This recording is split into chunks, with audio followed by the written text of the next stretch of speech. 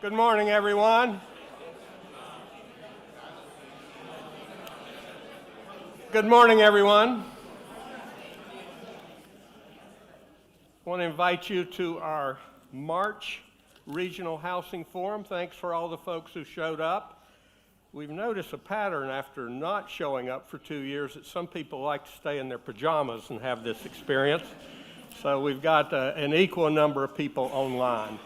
But what I love is when we can get in the room, ask questions, have discussions, and talk to the folks who may be making presentations today. This is an important forum. We had to change it to a Thursday, as you noticed, because we're here at St. Luke's Episcopal Church, and they had Lenten services here on Wednesday, so a little change this month, but we'll get back to that first Wednesday in the future. This is an important forum, I think, for us as those who have been participating over the last year. We have had a very key focus on public policy, that there's a lot of things going on both around the homeless and around affordable housing. We're going to hear from Elizabeth Apley, who's going to give us an update, and we deeply appreciate her work at the Capitol and keeping us informed.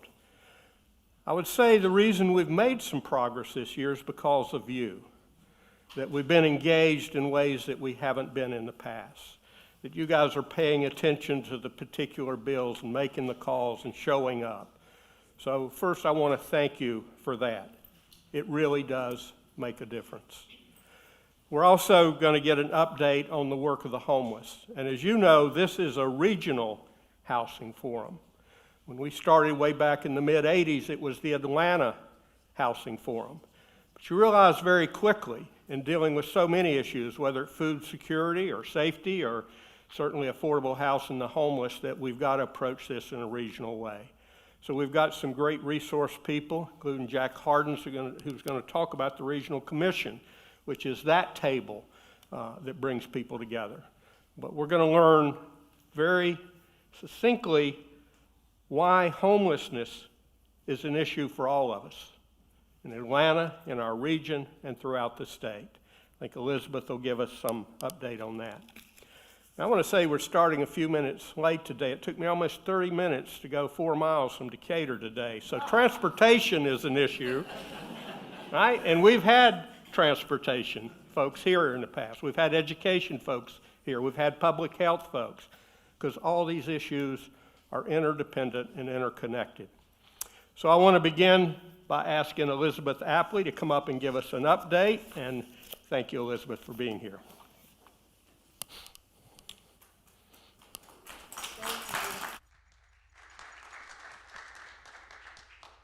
Thank you, Bill, for the opportunity to be here. Thank you, George. You want to put my slides up? I'm here because I've been given the privilege to represent Enterprise Community Partners, Georgia Advancing Communities Together, Georgia Supportive Housing Association, 9 to 5 Georgia, and Presbyterians for a Better Georgia at the Capitol, working on housing and homelessness.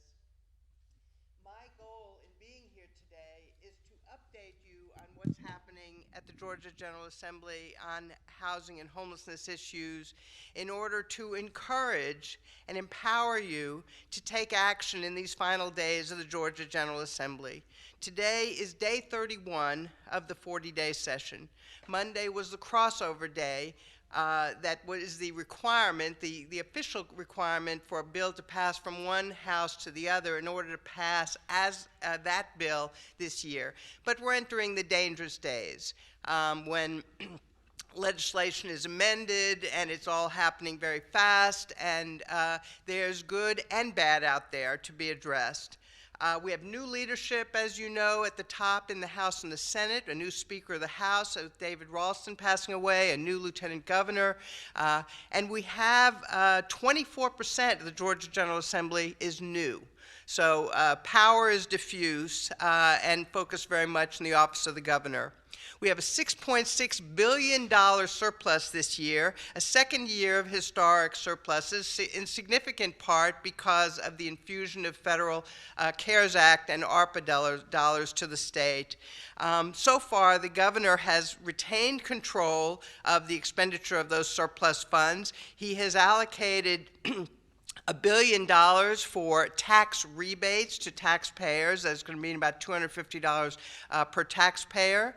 Another $1 billion to replenish to the Department of Transportation funding that was withheld during the suppression of the gas tax, and another $1 billion in homeowner tax rebates. So this is going to mean $500 back to homeowners. But that $1 billion is not going to do anything to help renters or people who are unsheltered or people unable to purchase that new home.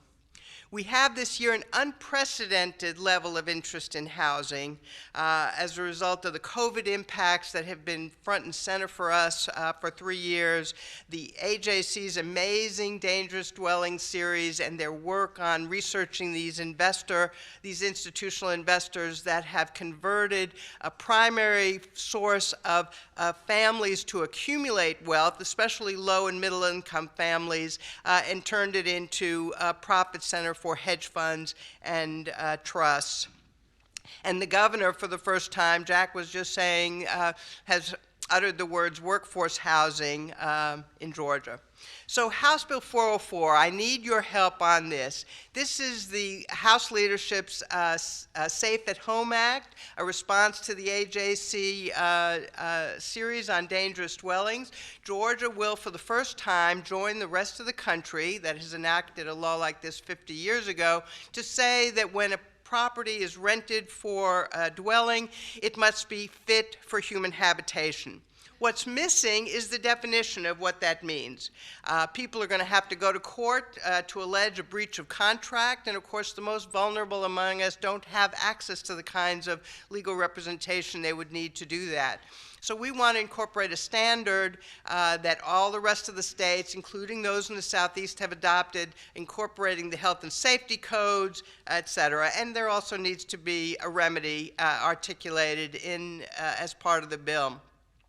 The landlord's duty not to terminate air conditioning is added to the list of heat, light, and water that's already law. They limit the maximum security deposit to 2 months. We'd like to see this reduced to 1 month, which is what all the testimony, including that of the author, says is what most landlords do. We don't want to incentivize increasing the norm. And finally, the bill you've heard me talk about for 4 years, the importance of a notice and right to cure prior to eviction filing. Georgia was one of only a handful of states that has not provided this right. Once an eviction is filed, we know that that record tracks people for decades in this computerized era, and it makes it virtually impossible for them to rent that next home. So this bill provides for a written notice and a 3 business day right to cure. We'd like to see that extended. So we need your help. The bill passed the House unanimously, which is gratifying. And on the other hand, you say, oh, I left too much on the table. But the truth is that we didn't have a choice. I mean, House leadership said it was this or else. And we agreed on the condition that we could continue to work to improve it in the Senate. You all saw that article in the paper this weekend about the dominance of landlord legislators at the Capitol. And while we can't refer to that, the reality is that it makes it very tough going. So we're going to be advocating for a definition of fit for human habitation, a remedy, extending the notice period, and reducing the 2-month security deposit to 1 month, and we need your help with that. So homelessness, the issue of the day. We've been fighting, and I think you're noticed this meeting, specified that we've been fighting for the past 2 years bills that have been introduced around the country. In Georgia, the lobbyists for this legislation that would seek to hide rather than house homeless people, and to criminalize homelessness as a way to force them into sanctioned encampments that are nothing more than a parking lot with a fence around it, a porta potty, and some potable water. It's not a way to end homelessness. It is dangerous. They're being introduced across the country. We were successful in stopping those bills. We ended up with a study committee, and I'm grateful that many of you here have helped us, people with lived experience, the experts, the providers all came. The only witness testifying for the legislation in the 4 days of hearings that were held this summer and fall was the employee of this Cicero Foundation. So the recommendations were numerous as a result: to increase funding for housing, for supportive housing, for mental health services, for ID, to decriminalize homelessness. We didn't see much of that in SB 62 that the author introduced this year. We were successful in achieving critical amendments. The bill passed on the Senate floor on Monday, on crossover day, and it's now been substantially defanged. What the bill proposed is that cities and counties would be prohibited from adopting policies not to enforce the 100 ordinances out there across the country, across the state, that make street sleeping, street camping, obstructing a sidewalk illegal. So they're barred from failing to enforce those criminal laws. The language was tightened up to require not just that they have a policy or discouraging policy, but that they actually adopt a written policy prohibiting the law enforcement from enforcing the laws, or the prosecutors from enforcing, and we don't anticipate that will happen. It still allows for diversion and provision of services in lieu of arrest. We eliminated the provision to divert funds away from supportive housing. We eliminated entirely the provision for encampments. So it does provide for an audit of homeless funds in 2023. It's in the Governmental Affairs Committee. This bill does nothing to address homelessness, and so we do not support it, but it is substantially defanged. So y'all are aware of the Department of Justice settlement with the state that's been in place for 12 years. One of the significant unmet aspects of that settlement requires the state to provide homeless people with severe and persistent mental illness who are cycling through the criminal justice system, the hospitals, the emergency rooms, with supportive housing and connection to services, which is the best practice, well-established, well-evidenced route to help this population. Georgia was obligated to serve 9,000 people within this target population. We're now serving fewer than 2,000. We were advocating for a substantial increase in funding to this program, which was cut by over $6 million at the outset of the pandemic. We got $3.4 million back last year, and yesterday the House Appropriations Committee adopted a recommendation for an increase of $1.9 million. But as you can see, that doesn't even get us back to where we were pre-pandemic. There is a serious problem with getting landlords to accept these vouchers, but without the funding, it can't happen. I also wanted to mention in the House adopted budget yesterday and in the FY23 amended budget that was sent to the governor earlier this week, there is an $825,000 increase for homeless outreach to Partners for Home, and we're proud to have partnered with Partners for Home and their advocates to help get that. House Bill 520, so this is the successor to the Mental Health Parity Act that passed last year with great fanfare. It is the comprehensive mental health bill. You're going to hear me talk too much about pilot programs and studies and task forces, because what we know we need is more money. We need more money. And if it's not in the budget, the state is not putting its money where its mouth is. But the reality is that the plan is to take an incremental approach that will create the evidence and the consensus to make the kind of investments that Georgia has failed to make over a long period of time. So you'll see in House Bill 520, it's a 40-page bill. The focus is on diversion from the criminal justice system, focusing on homeless people with behavioral health issues or substance abuse issues, evaluation of housing stability and behavioral health issues if someone does end up in the criminal justice system, increasing prison in-reach and reentry supports to connect people to housing, health care, mental health care when they leave in order to reduce recidivism. Getting the Department of Community Affairs to address tenant selection criteria and criminal history that is a barrier to housing. And most significantly, talking about money, it provides for the department to secure a waiver from the feds that would allow them to spend up to 2% of the money we receive for Medicaid on what we call social determinants of health, although we're not allowed to call it that in the bill because that pushes the far right's buttons, but it is for housing supports, employment supports, case management, and outreach, which is proven to reduce Medicaid expenditures.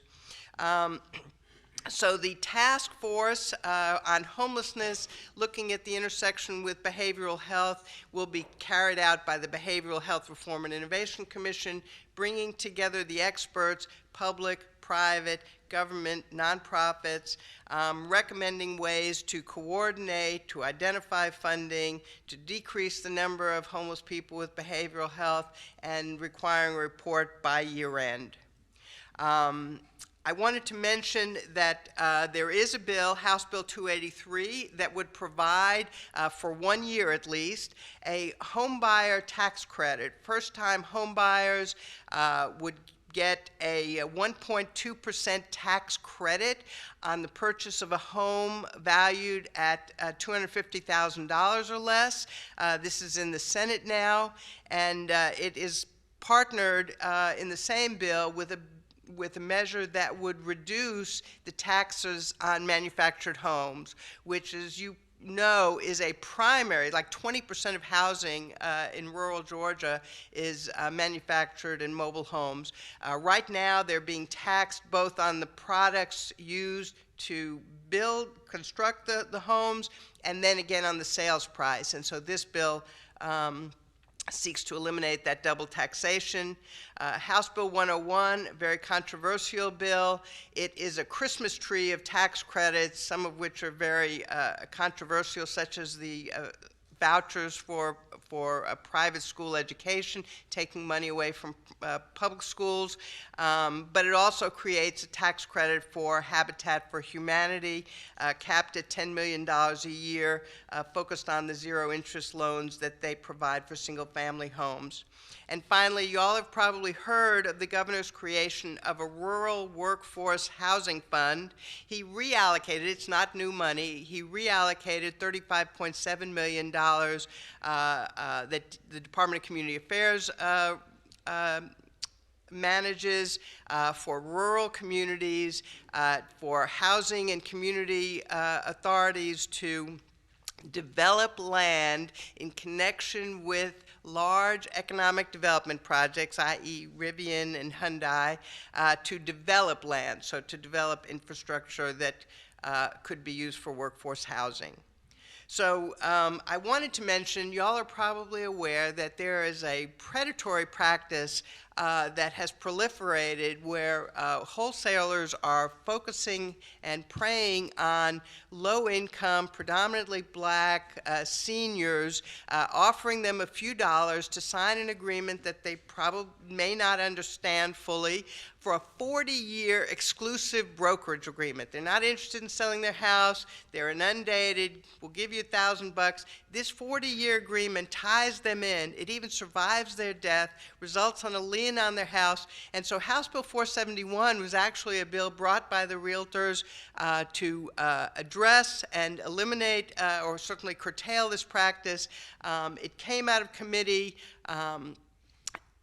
with good amendments. It did not cross over. And that same day, House Bill 669, which would actually enshrine this predatory practice in state law, was also introduced. It also didn't cross over, but you see what it's like.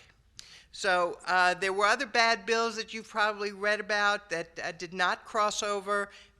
SB 188, or Build to Rent, is the bill being pursued by these real estate investment trusts.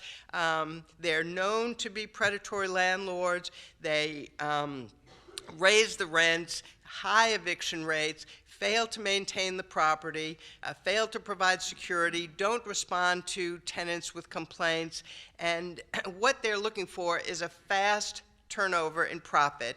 And what it is a conversion of the ability to buy and save and accumulate wealth that previously was in the hands of low and moderate income families into the immense profits of these real estate investment trusts. Thankfully, it didn't pass over. And a so-called Landowner Protection Act, I didn't know they needed protection, but would have raised the standard for tort liability for landowners, including residential landowners, to an unreasonably high standard. So the next step, please go to openstates.org and identify your House and Senate members. Engage on those issues I've mentioned that you care about. Start building that relationship, impact the outcomes this year, and together we can make the kind of change we'd like to see. And I've provided my contact information. Golly, what would we do without Elizabeth?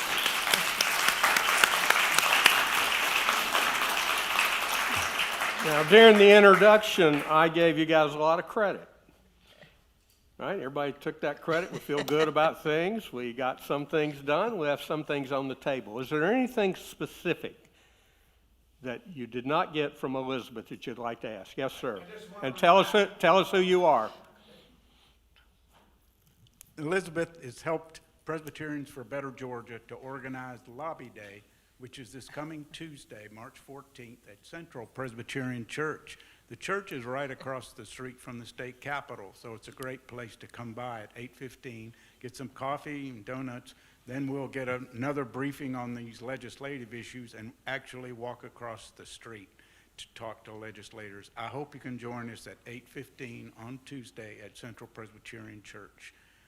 I'll be there to host you. Thank you. And that's what happens when you don't do announcements before you start the session. Thank you for being there, Central Presbyterian. Anybody else in the back? And good morning. Thank you, Elizabeth. One question. And you are? I'm Laura Dicely. I'm on the Hope Atlanta board. Question for you. You said social determinants of health was not something that you could, language that you could use in that Medicare waiver piece. Can you tell us a little bit more about why that is? This bill, is a terrific bill. I wish it went further. I wish it had the kind of money that we need to go with it. But legislators are receiving emails, as they did last year on 1013, saying this bill takes away your guns, interferes in the parent-child relationship, and funds things that the state shouldn't be funding. It's actually not grounded in fact, but some operate in a fact-free environment. So it's important that you let your legislators know, especially your senators, because that's where the bill is now, that you support it. You don't have to mention the funding piece. We'll be working hard to keep it in. Talk about what you like about the bill and why it's important to the people you serve. You're the experts on the issue. Become a resource to your legislators on these issues where you're working every day to make things better. Anybody else?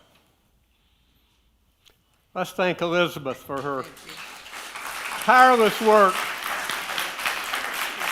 Elizabeth told me she was up until 2 a.m. this morning getting ready for the day. She's going straight down to the Capitol, but we could not do without you, Elizabeth. Thank you very much.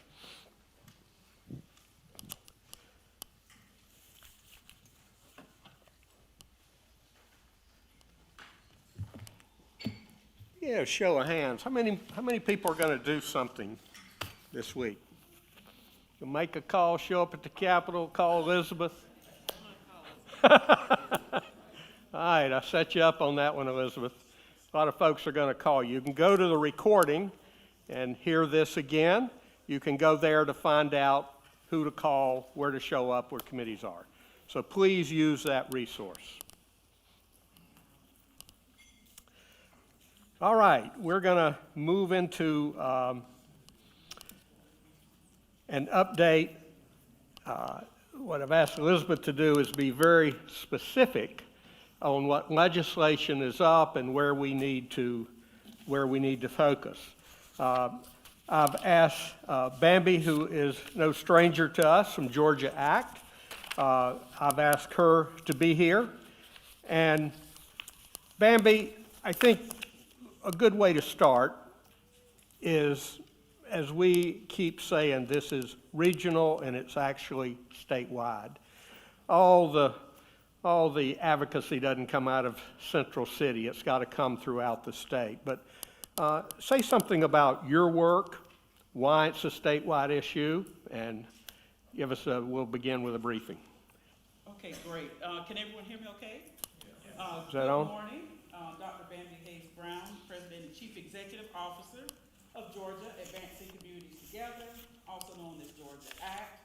And we're a statewide nonprofit affordable housing and community development membership organization. But I'm also a person with lived experience housing insecurity. I'm formerly homeless. I was homeless with my older two children. While I was pregnant with my youngest son, who is now 9, and I am a former public housing resident. So that gives me a very unique outlook as it relates to housing as well as homelessness. And I must also say I'm a licensed real estate broker here in Georgia, so I can understand a lot of the bills that were introduced today. But one of the things I want to be clear is that homelessness is not just an Atlanta issue.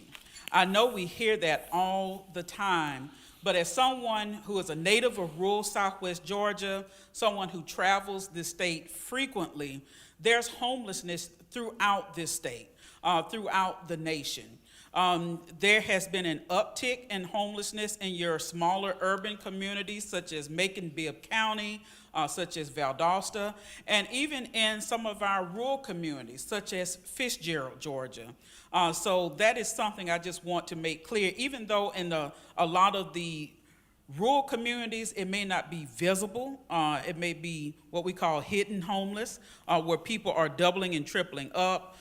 People are living in extended stay hotels that we see here a lot in metro Atlanta, including Clayton County where I live. I believe there's like 33 bus stops that go to extended stays in Clayton County alone. So that just shows that this is not just an Atlanta issue, it's a regional issue and statewide issue. Give us some perspective on how you think we're doing. Elizabeth just presented, where we've made some gains, where some things are on the table. From Georgia ACT, what's your focus? Well, I am thrilled that people are now talking about housing. As Elizabeth stated, we fought long and hard to talk about housing and homelessness, especially in the Georgia General Assembly, as well as on the national level. But now we see this year there has been several housing and homelessness bills that have been introduced. Some crossed over, some did not. So now at least people are talking about it. Because those of us who have been in this industry for a long time, we know that housing and housing insecurity has been an issue for many years. But when the COVID-19 pandemic happened, now it began to affect everyone. And so that is something that we're just thrilled to see that now people are talking about it at least.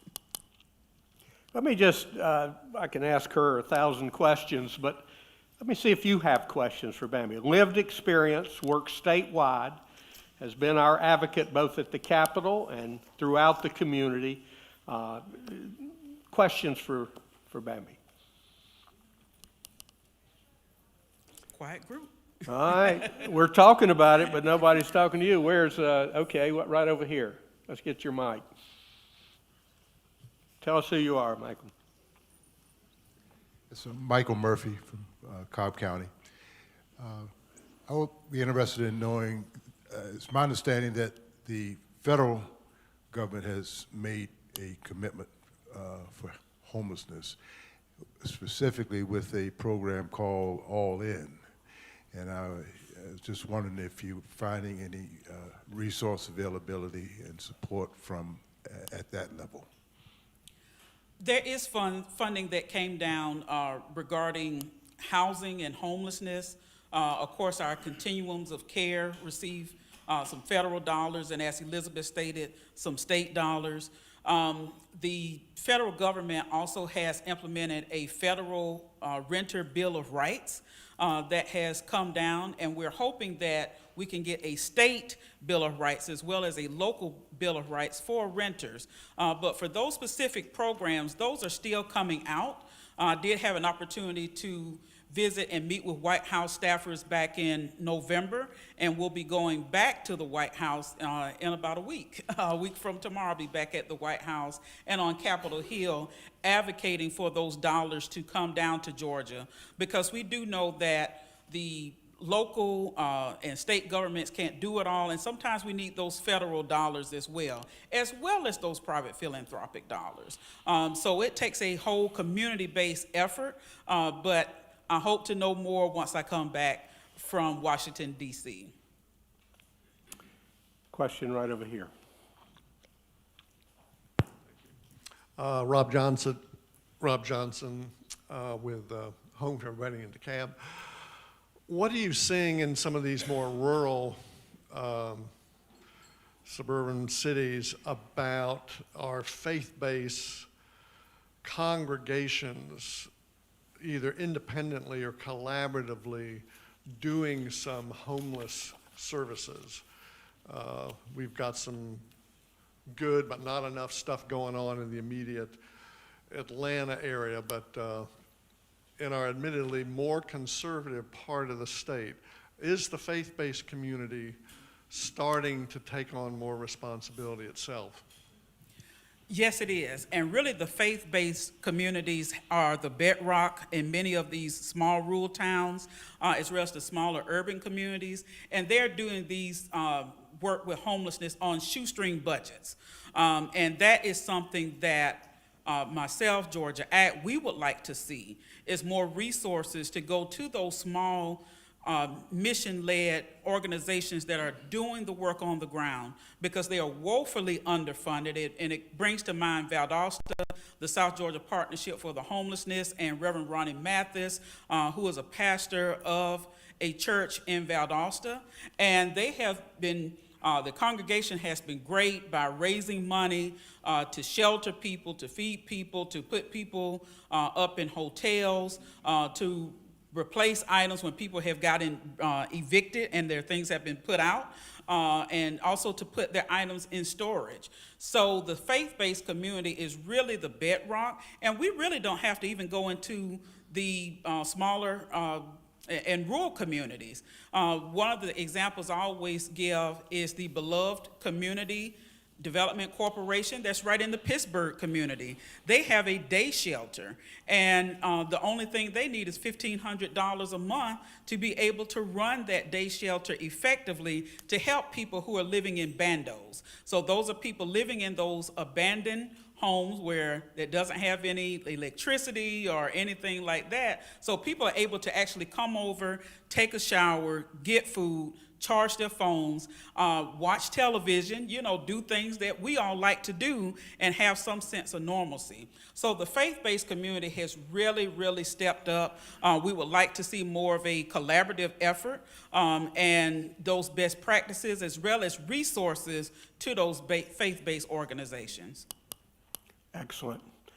And I think, Rob, you touch on something that I think we've all realized over the year. It's the faith-based community that can frame this issue as a moral issue.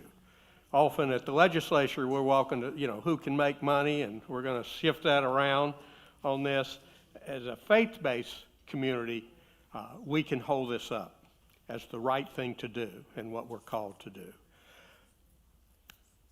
You're going to be here through the forum and Yes. after, so please avail yourself of Dr. Hayes Brown, and we want to thank you. Georgia ACT, thank you for being there. Thank you. And if you're not a member of Georgia ACT, please join Georgia ACT. You can visit us on the web at www.georgiaact.org. And as Elizabeth stated, get involved, contact your legislators, advocate not only for yourself and your communities, but for our entire state, because a lot of our people in the rural communities don't have the resources or the means to even travel a lot of times to the Georgia State Capitol, and just may not be aware of how to do it.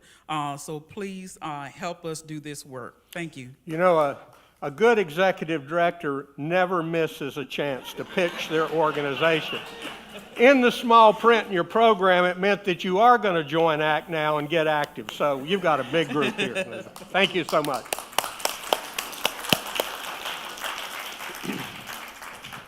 Let me ask my next panelist to come up.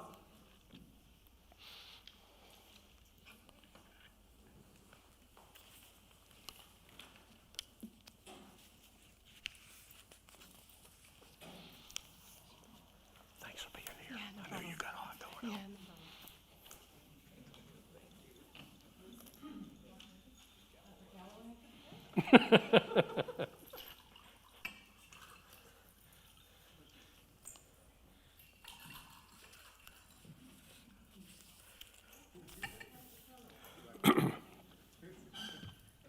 When we imagined the program today, and we start right after this program planning the next one, we were going to focus the whole session on getting an update on the work of the homeless. Because we're in that critical time of the legislature, we're splitting our time. So I can already tell you we don't have enough time for 4 folks who could all take an hour each, but we're going to do our best.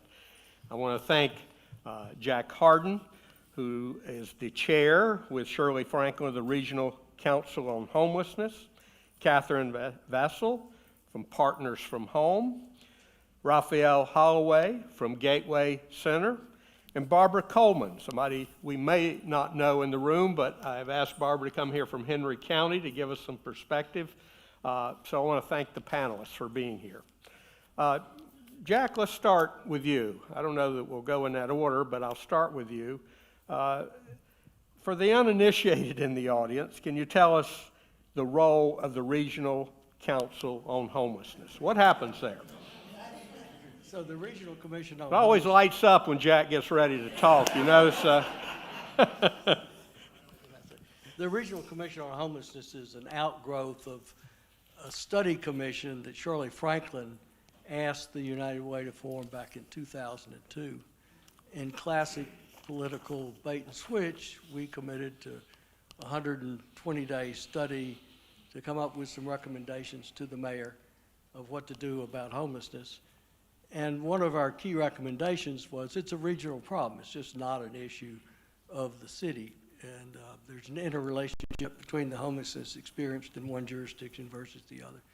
So she asked us to stick around, and here we are 21 years later working on the problem. But we are an unincorporated association of 8 jurisdictions, the city of Atlanta, and 7 counties. We are a product of the United Way. We're supported in part by the United Way. We're housed by the United Way. And we are their strategy with respect to homelessness.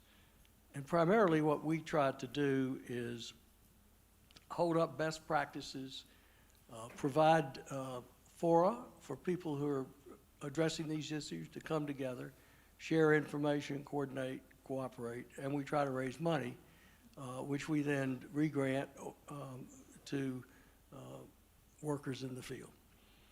Thank you, Jack. And Jack will remember 21 years ago, we had a saying in the region that there was a therapy program. We called it Greyhound Therapy, and folks from outside of Atlanta would put them on the bus and bring them into town. Those of us in this work will remember that. Now, Greyhound's gone, and there's less people being bussed around for the very reason that we have the table. to bring folks from the region around, to share best practices. Just give us a sense of what's the face of homelessness now. Jack, has it changed? Well, I would say that the numbers have gone down, of course. For that, we're grateful. Although we've had a lot of pressure through the pandemic on the numbers. One takeaway, I think, that everybody must recognize that people of color are disproportionately represented in the homeless numbers. Whether you're looking at the city of Atlanta, where over 80%, about 85% of the folks who are identified as experiencing homelessness are people of color, where the community number is about 50%. You have the same disparities around the region and statewide. So that's point number one. It's very difficult to separate that disproportionate presence from racially discriminatory structures in our society. The second thing I would say is that most people's image of homelessness is the homelessness they see, which is largely unsheltered people.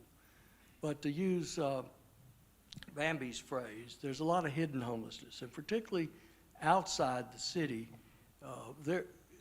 the homeless population is a larger population of families than is the case in the city. Over 80% of the people we experience inside the city are unaccompanied adults. Often we will find in the surrounding counties that it's families, and their strategy for dealing with homelessness varies from putting the kids up with relatives and the adult being homeless, living in cars, living in limited stay hotels, and a variety of strategies which are more common in the suburbs than they are in the city. And how is it changing? I mean, we've been working here for 20 years with the Regional Commission. Would you say that profile's changing? More of this, less of that? I think that there's more working poor who are experiencing homelessness as a percentage, I think. Look, we have several unaddressed problems. One, of course, is structural racism. Another one is substance use disorder. The percentage of people with substance use disorders experiencing homelessness is far less than the general population believes, but it's still a significant problem, and we under-address solutions for that problem. We underinvest in treatment and prevention. Similarly, mental disabilities. We all recognize the underinvestment of our community in behavioral health. Still, that's not the majority of people experiencing homelessness. I would say that the low-hanging fruit, the people easiest to help and move from being unhoused to housed, we've done a good job over the last 20 years addressing that, and particularly the last 9 years or so after Catherine Marshman came on the scene and Partners for Home. But about 50% of the homeless in the state of Georgia are in our metropolitan area. That used to be about 60%. But the state has done pretty well in addressing homelessness, and we've done well inside the metropolitan area. There's more work to be done. So we're going to open it up in a minute. Anything I haven't asked you that you want to get communicated here? I'll come back later. Okay. So Catherine, that was a great setup for you. You know, Jack's working with a coalition. The rest of the folks on the panel are working on the front lines. And there's nobody that's worked harder or more tirelessly than Catherine. And that was a challenge to be here today, so I appreciate you being here. Maybe just start out with some definitions. We often use this word continuum of care, right? And we're part of the continuum of care. 5 of the regions are within your group. So say something about what that is so that everybody understands that approach. Sure. So if you ever heard me talk or my colleagues talk, you would probably know, and to what Bill's alluding to, is much of what we do day to day and how we speak day to day comes from the federal government, and it gets very wonky very quickly.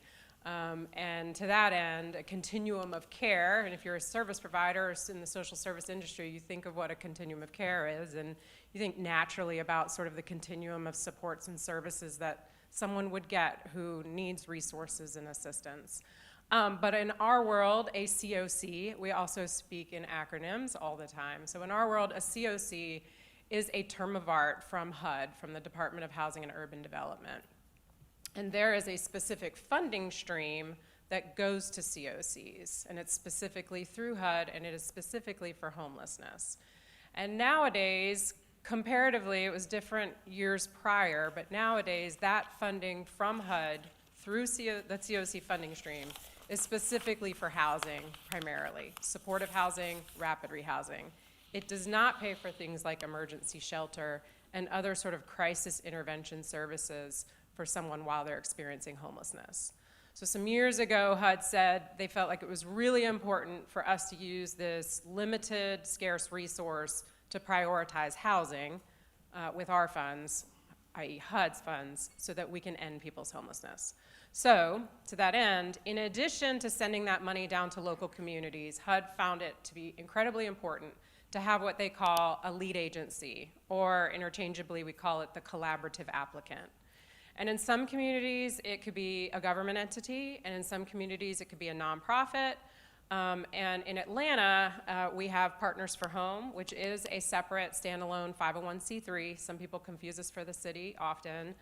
As Bill said, there are 9 COCs in Georgia. There are 5 just in the metro, so DeKalb, Fulton, Atlanta, Cobb. Balance of the state. Oh, balance of the state. And then there's also Savannah, Augusta, Macon, and Athens. I think that gets us Catherine there. had her cup of coffee this morning. She's remembering all these No, names. I'm struggling because I gave up coffee for Lent, and so I'm still Even not better. awake, Bill. So anyway, so 9 COCs. So a lot of what we do is dictated and guided by HUD. And HUD thinks that's actually really important. They find that it's critical for local communities to have that sort of quarterback, if you will, for homelessness, to create strategy, to create a strategic plan, to execute against that, and to support the service providers in aligning and coordinating that work. So that is really Partners for Home's job. Some of you may recall back in the olden days, there was what we used to call lovingly the TRI-J, or the Tri-Jurisdictional Continuum of Care.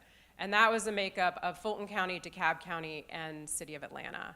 And about 8 or so years ago, the TRI-J split up, or got what I call an amicable divorce. So now, as I said, DeKalb operates their COC out of their county government, Fulton out of theirs, and Atlanta stood up a nonprofit, primarily in an effort to be able to leverage private dollars to do this work, knowing that we can't rely on the public funds alone to do what we need to do. And say a little more about, we use terms like the sheltered homeless and the unsheltered homeless. What's that mean? How do you Yeah. be homeless and still be called homeless? Yeah, it's really important because to Bambi's point and Jack's point, there are lots of people who are vulnerably housed. And so there are very strict definitions that a continuum of care has to adhere to when we are defining someone who is experiencing homelessness. And there are different definitions. So in our world, we use the HUD definition of literal homelessness. And that is somebody who is in a place not meant for human habitation, or who is in emergency or transitional shelter. So for somebody who is unsheltered, that is literally what it sounds like. They are sleeping on the street. They could be in an abandoned building. It would have to be a structure without access to utilities and water. Or they could be sleeping in a car. So that is somebody that we would define as being unsheltered. Individuals who are in emergency shelter are sleeping in providers' shelters like Gateway, like the Mission, like Salvation Army. And then there's transitional housing. And emergency shelter is designed to be shorter term. It is accessible, should be accessible to all who want it. And an individual would be going there primarily just for safe shelter while they work on access, getting into housing.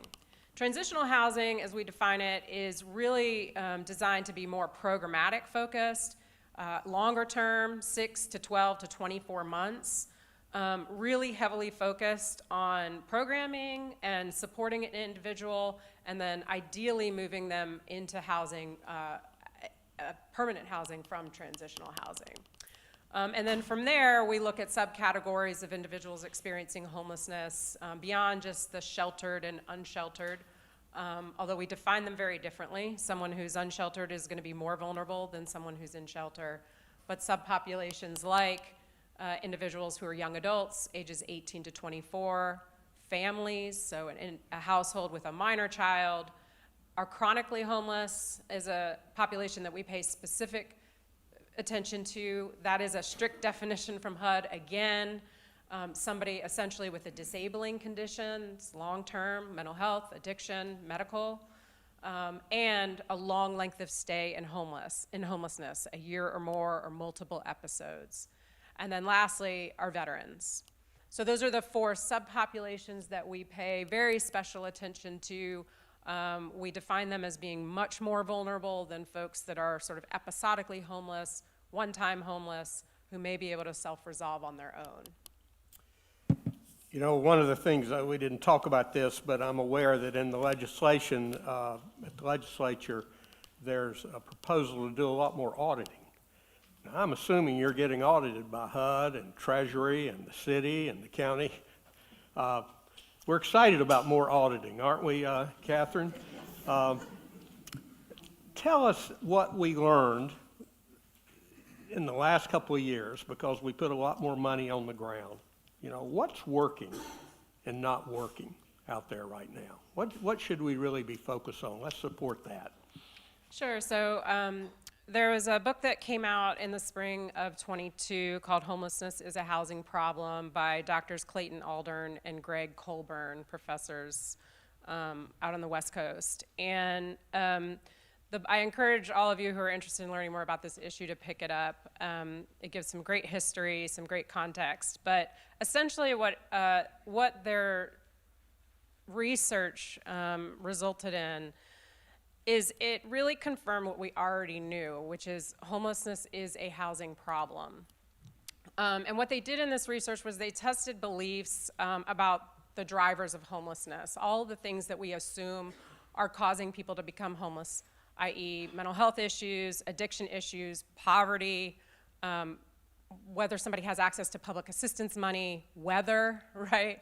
And what they found is that none of those things explain the regional variation found across the country in high rates or prevalence of homelessness. But what they found instead was it was solely market conditions, both cost and vacancy rates, that are driving and causing or creating the biggest predictors of homelessness across our country.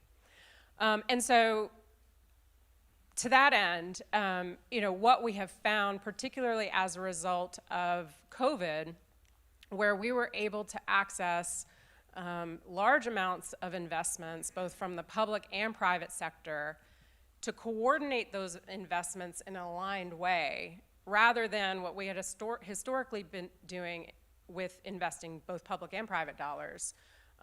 We used to really spread the money around like peanut butter. We gave Gateway $25,000, we gave Salvation Army $25,000, et cetera, and they were each sort of working to chip away at the problem, but none in a real coordinated and aligned fashion to create maximum impact. And so what we did in the early part of COVID, we were able to coordinate about $25 million, and we were able to really create housing placements at scale, and we called that initiative LIFT. And we also systematized the way in which we did housing. So rather than asking Gateway, sorry I keep picking on you. That's what we got you here for, Raphael. Right.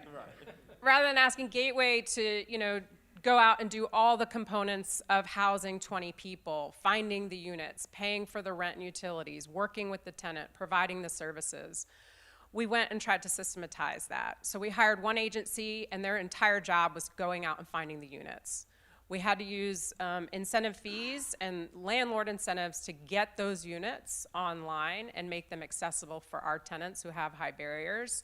We hired one agency to go out and pay all the rents and cut all the utility checks, because that's a big burden on our service providers to have to do all of that. And then we hired several agencies to just do the case management, to support individuals from their, from the process of being on the streets and experiencing homelessness to moving into housing.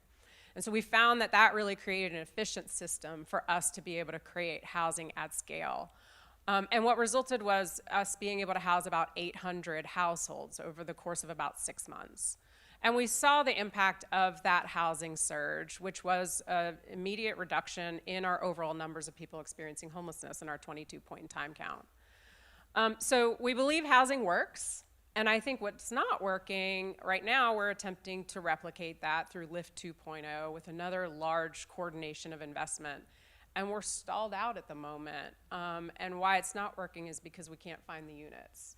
And so I think we're going to have to get more creative as a community and as a homeless system at really being able to figure out how do we tap into this market, especially as rents are going up and occupancy rates are at an all-time high, to be able to access the number and availability of units that we need to be able to house people at the pace at which we need to house them. And the roadblock comes from a lack of awareness, or we really don't believe this works, or too many things to fund? What do you think it is? Well, I mean, I think right now for us, the biggest roadblock is being able to compete with the market. Rents have gone up about 30% in 22. They're starting to flatten now. Occupancy rates, as I said, vacancy rates were about 2%, whereas when we were doing Lift 1, we were closer to 6 or 7%. Those small percentage points gives us, 50, 100, 200 more units that we need to be able to access.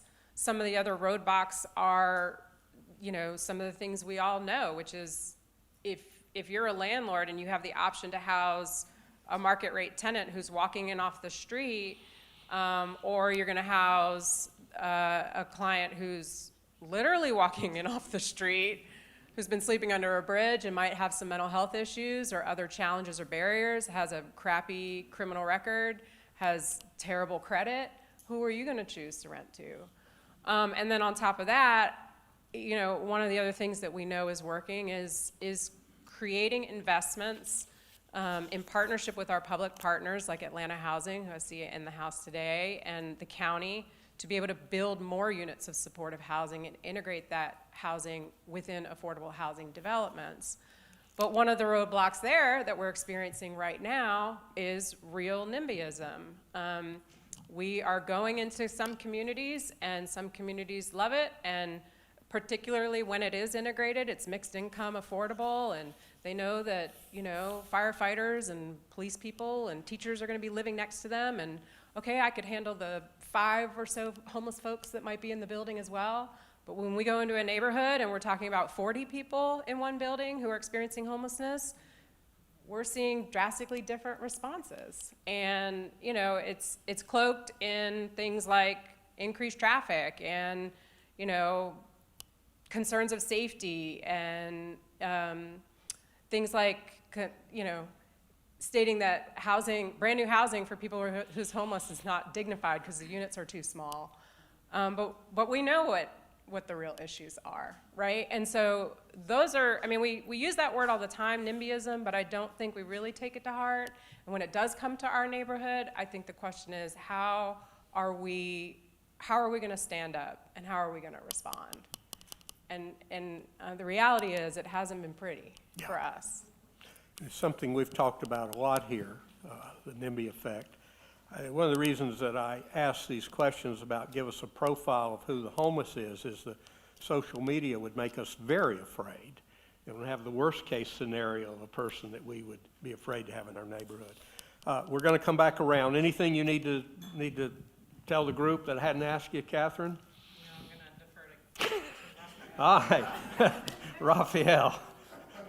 Thank God for Raphael. There's got to be some place to refer people to, and he's been doing God's work at Gateway. So thank you for being here, Raphael. Thanks for the work. Maybe you can just give a brief introduction of the work of Gateway. Sure. So Raphael Galloway is my alias that I'm going to start using. But Raphael Holloway, CEO of Gateway Center. Very glad to be here this morning with each of you to see friends and partners here in the audience. Gateway Center is an organization that is a homeless service center located in South Downtown for our primary headquarters. We've been operating in the Atlanta area for close to 18 years. What Gateway Center is, and it's a few things when we talk about HUD and the terms and different things. In our organization, we don't refer to our organization as a shelter. I think the term shelter, the moment I say it, you typically have a negative connotation of what shelter looks like, and it's also limiting in comparison to what we actually provide. Shelter, you think of beds and soup kitchen and those kind of things, when in fact, Gateway is a homeless service center providing short-term residential beds. We will use shelter on our applications to meet HUD requirements. However, the reality is Gateway was built on the principle of using a number of wraparound services as well as coordinating partnerships. The term that wasn't used at its inception when our founder, Jack Harden, and others were launching Gateway in 2005 is really a collective impact model. It's bringing and leveraging resources. We have always had limited resources in this space, but Gateway has either used its resources or through its partnerships to provide a range of services ranging from not only the actual residential components, but also coaching, case management, behavioral health, substance abuse, life skills training, and as well as medical through our partner with Mercy Care. Gateway plays a role in that continuum that Catherine mentioned as being a provider that meets people from street outreach to coordinated entry to also then the housing navigating. We are not a permanent supportive housing provider or rapid rehousing. As Catherine mentioned, I think it's important as providers. Thanks, George. I think it's important that we find where we can have the most impact and make a deeper dive and then coordinate with others who have the expertise in other areas. So in short, we are a partner within a system that provides coordinated services, and our hope is to treat our guests with a level of dignity and respect that we can walk with them and support them through the services that they can then leap. As Catherine mentioned, that our opportunity to leap has been lessened because of the lack of housing inventory and other barriers associated with people who are formerly unhoused becoming housed. And say a little more, because I think this is so important. What are the misconceptions about who you're serving or who the homeless are? I mean, what do you get when they come down and interview you from the TV station? And I think we've spoken to that a little bit. The assumption is that individuals must have had mental health issues and substance abuse issues, not recognizing that these are just people. Anyone can, at some point in time, potentially experience homelessness, and we have to figure out a way, and Jack and I always used to have the conversation about stop blaming the patient, and the patient being that, are we working to help work towards a solution, or we want to keep finding cause and blame that maybe you should have chosen differently? Who's homeless? Due to systemic and structural racism that exists not just in our city, but in many jurisdictions.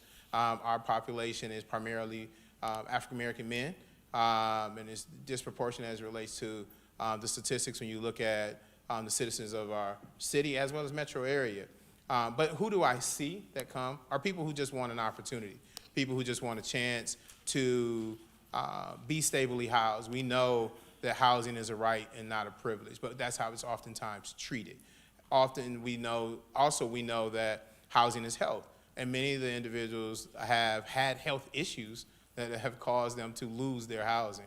And we know that the best solution to homelessness has always been to try to keep people in the homes that they're in collaboration with Partners for Homes. Some of the new dollars that Catherine mentioned have helped with some of the diversion and prevention work that is new to our continuum and enhancing that, because the more we can retain the units that people are currently occupying that are affordable or semi-affordable, the better, because once they enter our system, there's a number of challenges, not just from an inventory standpoint, but we're also seeing more people who are first-time homeless.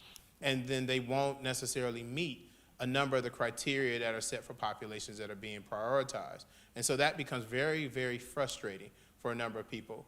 I was running late this morning, traffic, as well as dealing with a teacher at a school that I volunteer at that's struggling with her housing situation, and as a mother of 3 kids and just can't find anything that's affordable and is looking at being displaced, and we're trying to see how we can work to assist.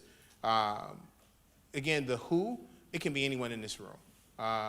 And all of us have benefited at some point in time of our life because of our village, our network, and many of the people that we are serving at Gateway just don't have that network or that village to support them. And when you mention we work together, you're not standing alone. Who are the collaborative partners? I mean, we're one table. Sure. Commission is another table. Partners for Home is another table. How do you collaborate? Who do you collaborate with? So to not leave anyone off, I'm going to do a list, but there are a number of partners, and I think that's the secret sauce to Atlanta. Jack mentioned how we have decreased our numbers pretty much over the last 10 years by cutting them pretty much in half. By doing that is because of the partnership, and that's something that you don't always see in other jurisdictions. You don't see healthy, thriving, vibrant relationships between providers, and definitely oftentimes not with the COC. We are not without our challenges, but I think that even with our challenges, it's because the community is dedicated to wanting to be best, to reduce barriers as much as possible, and to learn from one another. None of us know exactly what to do every day, because we have to remember that people aren't monolithic, so therefore you have to be adaptable to the different needs of people. Yes, we have systems and structures and requirements as relates to funding, but where we can be innovative, where we can be creative, that's really where this community has, I think, done well with working with a number of our partners, and many of them here in the room this afternoon. Well, morning, I'm sorry. I'm not drinking coffee either. I often ask this question, and I'm just starting with you, Raphael. Where do you find hope?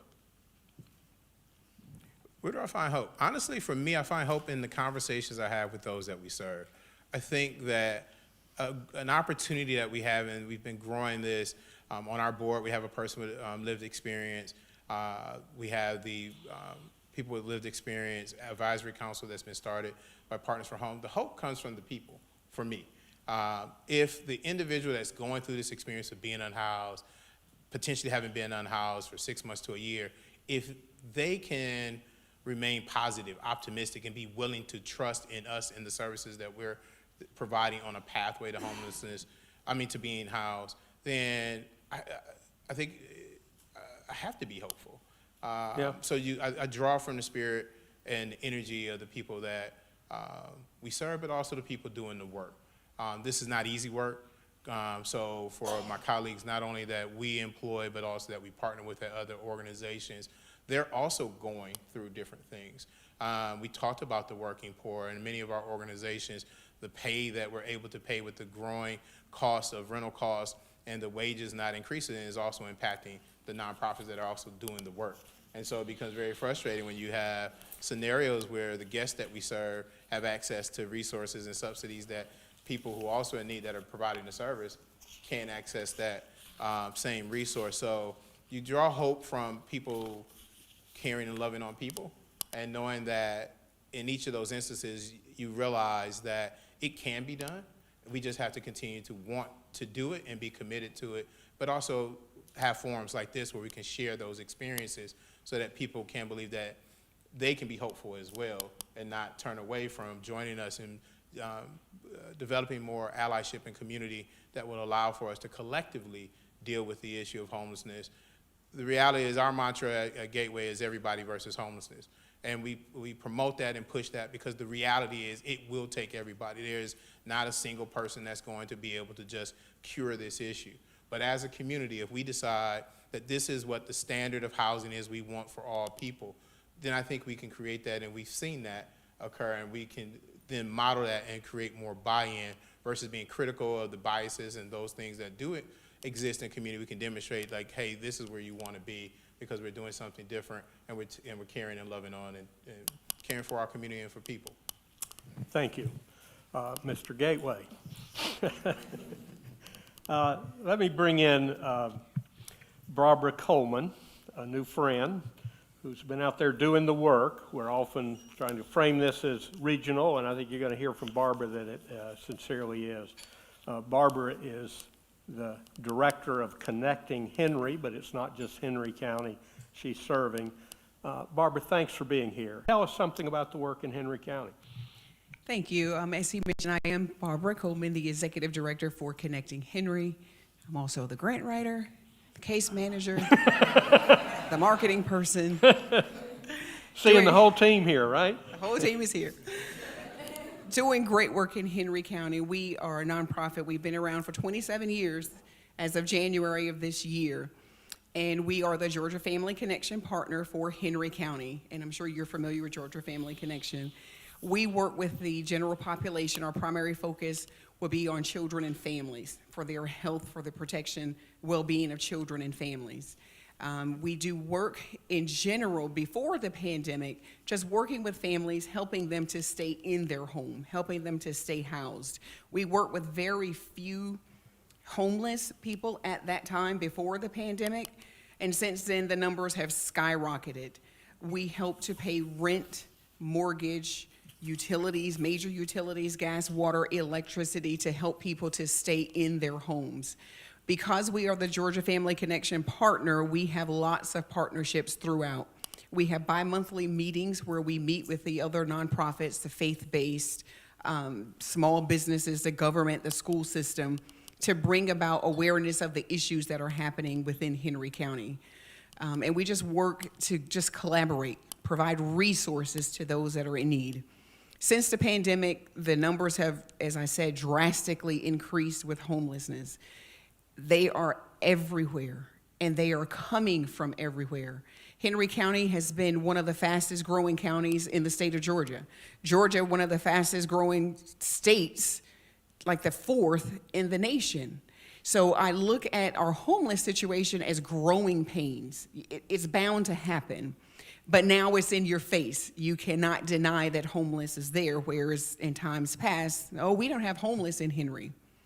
Yes, we do. And they are calling, and we are getting like 2,000 calls a month from people that are in need. The face of homelessness that we are seeing with our organization, senior citizens, their rent is increased. Do I pay my rent? Do I pay my utilities? Do I buy food? Do I get medicine? They have to sacrifice one of those areas, and consistently they're sacrificing their housing because they need those other things as well. We are seeing a lot of single women, primarily Black women with children. That is our largest population. We have very few men. I've seen an uptick in the last few weeks of more men contacting us. But we have a lot of families with children, and it is part of the hidden homeless. You know, we have over 1,600 homeless children in the school system. We have people that work for Henry County government that call us that are homeless. We have people that work for the major corporations in Henry County that are homeless. We have people that work for the government and the school system that are homeless. So the face of homelessness, when we look at people, I'm quite sure there's someone in this room that is homeless or about to be homeless because the housing prices have skyrocketed. I read a report somewhere, heard something, that Henry County is the second highest for rents in the state of Georgia. And the majority of people that we're working with through the programs that we've already mentioned, you know, the ESG grants through DCA, more acronyms, but homeless prevention, rapid rehousing, emergency shelter, they simply cannot find a place to go. And that's a problem in Henry. Yeah, and a problem everywhere. I know you work with ARC, the Atlanta Regional Commission. You have a relationship with Georgia Tech. I mean, one of the themes today is this is a collaborative effort of working with each other, really calling on the skills and assets of each organization. What's that relationship, Barbara? Well, the initiative, they came out, meaning Georgia Tech, some of the students from Georgia Tech, and we went on a tour of Henry County, primarily in McDonough and Stockbridge, and just had an eye-opening experience to see the homeless encampments. A lot of the encampments are back in the woods, you cannot see them. But increasingly, you drive down the road and, oh, there's a homeless encampment. You cannot miss it at this point. So we drove through the city. So this initiative that's happening with Georgia Tech and with the Atlanta Regional Commission, it's to find the hidden homeless. They're having conversations with organizations like Haven House, a Friend's House, We do not have a homeless shelter in Henry. However, we do have a facility for children in foster care. We have a domestic violence shelter. So they're having those conversations with the veterans groups to find out what's happening with the people that they're serving and to find these resources to help the hidden homeless. And they're doing a very comprehensive study, and they will give us a report of what they're doing. But we are participating in that as part of the homeless task force for Henry County. And what would you tell the other panelists and people in the room out in Henry County? We find out major issues. What advice would you give us? What advice you give me around running a housing forum? Are we focusing on the right things? Absolutely focusing on the right thing. I'm a woman of faith. I'll tell anyone. I serve the Lord. I fully believe, and this is my personal belief, I cannot do the work that I do without that connection. Yep. Without having good people in my corner, good people that's there, because Raphael mentioned it, this is hard work. And the last 2 years, I'm seasoned. I've been around a long time. But the last 2 years have been the most painful and hardest of my entire career. Because on a day-to-day basis, you hear the stories, the hardships, the horrors that people are facing. We take it home. These families sit down and eat dinner with me. They go to the bathroom with me when I wake up at 2 o'clock in the morning. They're eating breakfast and having coffee with me because they're constantly there. Because as a human, this is a human crisis that is going on, right? It hurts my heart. I've had so many people to tell me I'm going to commit suicide. I'm going to blow my brains out. Thank God for you. Thank God for your organization, because I was going to kill myself. I didn't know what to do. We hear the babies screaming in the background. Moms don't have diapers. They don't have milk. We have some support from the community. We have some support from government, but nonprofits around are just suffering. Raphael mentioned it. I'm struggling a lot of times to pay my staff. We have the money to put people in hotels. We have money to pay the rent, pay the security deposit, but to pay my staff, pray for us. Yeah. You know, but I hope I answered that question. Well, my goodness. Well, we can't do this work alone. That is for sure. Anything else you want to tell folks before I kind of move on? We'll come back with questions and so forth. I'll digress. Okay. Yeah, one of the things that we're hearing, I think, from every panelist, and, you know, I could have 10 panelists up here, is we know how to work in the engagement part of the work. And we learned a tremendous amount during COVID because we actually had new monies to try things out. And we know how to have forums and educate each other. You know, what's so hard and what's so essential is that we have a place for people to live. And we've got a whole thousands and thousands of people living in extended stay hotels now. One of the people I asked to be here today, and I think it's very important so we could bring this in, I asked Lyle Harris from MARTA to be here today. And where's the mic? Lyle, if you would just, we've talked a lot.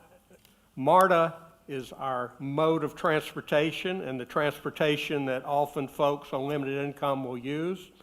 They actually work with a number of organizations, Hope Atlanta and In-Town Ministries, with caseworkers to work with folks. But what MARTA is really getting dinged on is, what are all these people doing on my train, on my bus, right? And that's the tension. So, Lyle, thanks for being here in a tough spot. Just give us kind of the day-to-day at MARTA and what the tensions and the challenges are there. Well, Bill, thank you for setting me up like that. I appreciate it. I've known Bill Bowling for, I think, close to 30 years. I'm a lapsed member of the Atlanta Regional Housing Forum. I learned about housing when I was a reporter for the Atlanta Journal-Constitution for many years. I've known many of the people in this room, Amanda Ryan, a former colleague of mine from MARTA. And I just wanted to say thank you for continuing to do this work. And thank you, all of you, because we're going to need your help. I want to piggyback on something that Raphael said earlier about everybody versus homelessness. We want to be part of the everybody, but we're a transit system. We recognize that this was not our sweet spot as we saw more and more people on our trains, especially around the start of the pandemic. Our trains and buses and bus shelters who needed support and housing. And we didn't know what to do because, again, we're about moving people, and the transit system is not an appropriate place for people to find housing. So we tapped into the collective wisdom of Jack Harden and Catherine Vassell and others, Julio Carrillo here with Hope Atlanta, with whom we developed a partnership about 2.5 years ago called MARTA Hope. We have 6 case managers from MARTA, from Hope Atlanta, who work with us on a daily, 7-day-a-week basis, who go out on our system and they engage directly with people who are experiencing homelessness on our system. We've been able to do thousands of engagements since 2020, but we know we need to do more. We know we need to, again, tap into the collective wisdom and genius of the people in this room and others across the region to figure out what can MARTA do, what is the appropriate role, what's the best role, how can we maximize the help that people on our system need. So I just want to put that out to the group. We want to be part of the everybody in that equation. And again, we're going to continue working with Hope Atlanta and other service providers to figure out what's the best way to do this. And before I forget, I also want to mention my colleague John Gordon is back in the back of the room. We actually stole John Gordon from the LA Metro Transit Agency to help us stand up this program and make it work more effectively. But again, I just want to say thank you for everything, Bill. Thank you for being a partner and a friend in this. And I want to put out the question to everyone on the panel as well as everyone in the room. What is the role that MARTA can play to increase and maximize the assistance that we provide to people who need it on our system? And thank you. Well, that's the question. Jack, you So know? I think, Lyle, as we've talked, this strategy that we created with MARTA is a terrific strategy. It was driven by the combination of folks who were displaced during the pandemic, and they were seeking shelter at public infrastructure like MARTA and the airport. The biggest problem the MARTA teams have is the headwinds we're all facing and we all talk about, which is housing. And just to put a number on it, according to the Low Income Housing Coalition, for every 100 families with an income of 50% of area median income, in Georgia, there's only 58 houses. So all of these folks are chasing, you got 100 folks chasing 58 homes. Somebody's not going to be able to sit down in that game of musical houses. And the prices go up. Catherine made reference to Alden and Covern's book. And I think you and I talked about this recently, Bill. If you graft rents and incomes, you'll see that in the early to mid-'70s, they started separating. The increase in the cost of housing was much greater and has continued to be much greater than the increase in the incomes of people, and they wind up homeless. So the question's on the table. Catherine or Raphael? We don't have MARTA down to Henry County yet, but we're working on it, Barbara. How do we partner up? How is MARTA a partner, and what can they do? Well, transportation is a huge barrier and challenge for people experiencing homelessness. And, you know, a $5 round trip MARTA card is a lot of money for somebody who's experiencing homelessness. So I think transit in general and access to free or low cost transportation would be a huge win for people experiencing homelessness. I think MARTA, you know, taking this big step in terms of funding access to outreach is huge. And the partnership with Hope Atlanta is phenomenal. I think the challenge there, and Jack already spoke to it, is the frustration and the fatigue of the outreach workers in not being able to do something in the moment with that person who's on the bus or on the train. And so it just becomes a circular problem.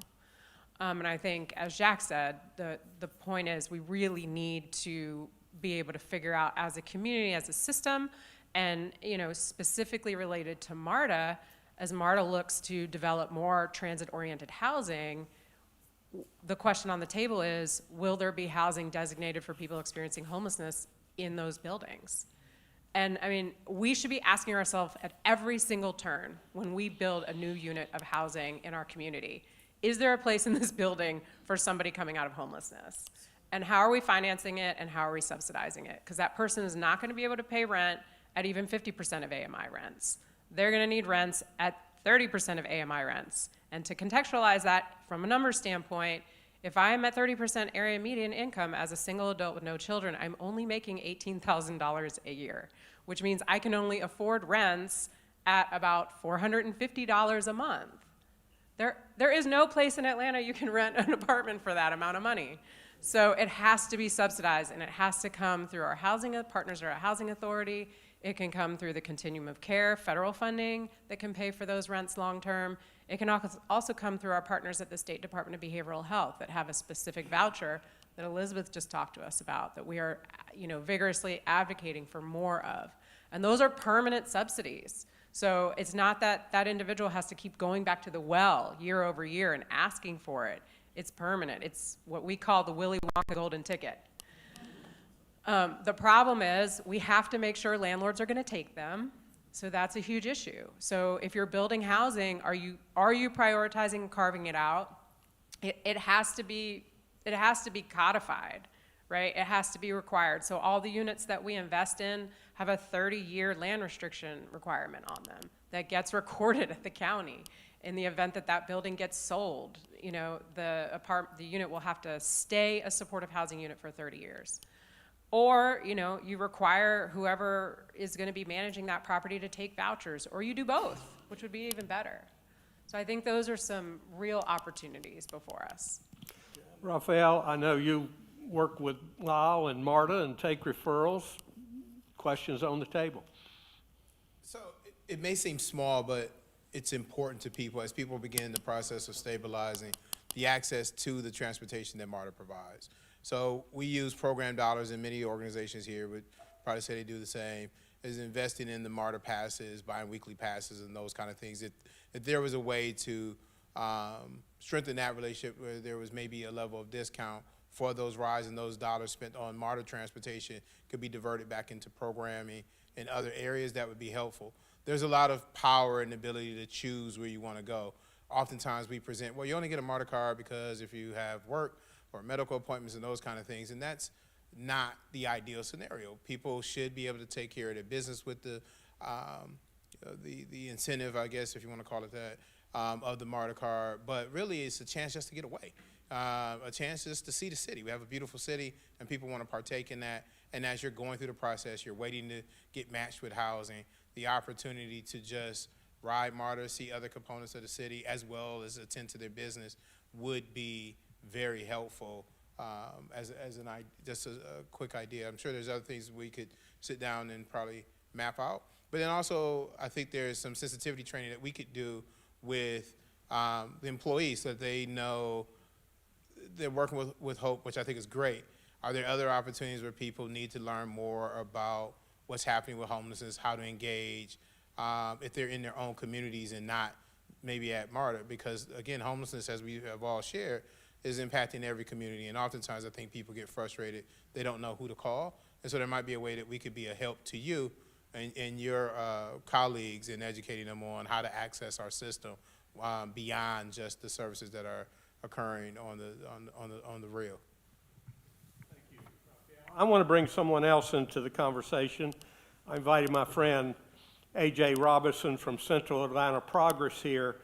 I know when I began my ministry in this very room in 1975, I did not look to Central Atlanta Progress as my partner back then.